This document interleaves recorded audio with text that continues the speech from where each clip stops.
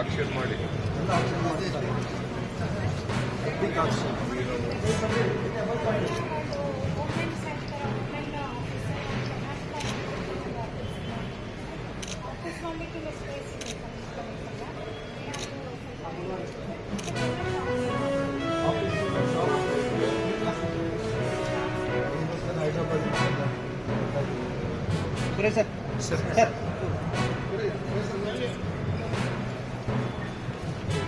ಯಾವ ಜಾತಿಗೂ ಅನ್ಯಾಯ ಆಗಬಾರ್ದು ಅನ್ನೋದು ನಮ್ಮದು.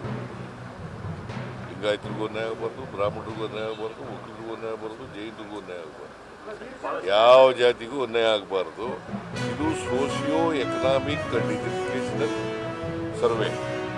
ನಿಮ್ಗೆ ಅರ್ಥ ಆಯ್ತಾ? ಯಾವನ ಗೊತ್ತಿದ್ದೇನೆ ಏನೋ ಮಾತಾಡೋಕ್ಕೋಗ್ಬೇಡ ನೀನು.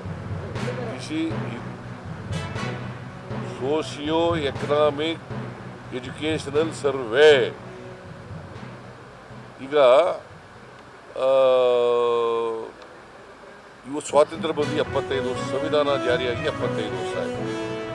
75 ವರ್ಷದಲ್ಲೂ ಬಡವನಾಗೇ ಇರಬೇಕಾ?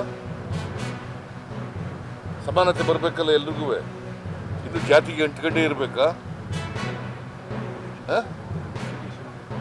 ಎಜುಕೇಷನ್ ಸಿಗ್ಬೇಕಲ್ಲ ಬೇಡ? ಈಗ ಮುಸಲ್ಮಾನರಿಗೆ ಎಜುಕೇಷನ್ ಸಿಗ್ಬೇಕ ಬೇಡ? ಹಿಂದುಳಿದವರಿಗೆ ಬಡವರಿಗೆ, ಎಲ್ಲ ಜಾತಿ ಬಡವರು, ಒಂದು ಜಾತಿ ಅಂತಲ್ಲ, ಎಲ್ಲ ಜಾತಿಲಿರ್ತಕ್ಕಂಥ ಬಡವರಿಗೆ ಎಜುಕೇಷನ್ ಸಿಗ್ಬೇಕಾ ಬೇಡವಾ? ಮತ್ತೆ ಅವರಿಗೆ ಆರ್ಥಿಕವಾಗಿ ಸಾಮಾಜಿಕ ಶಕ್ತಿ ತುಂಬಬೇಕಾ ಬೇಡವಾ?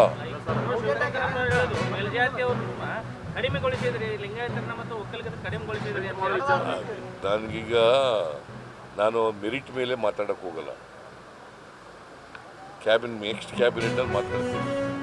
ಈಗ ಅಭಿಪ್ರಾಯ ಕೇಳಿದ್ದೀನಿ, ಅಷ್ಟು ಬರೀರಿ ಸಾಕು.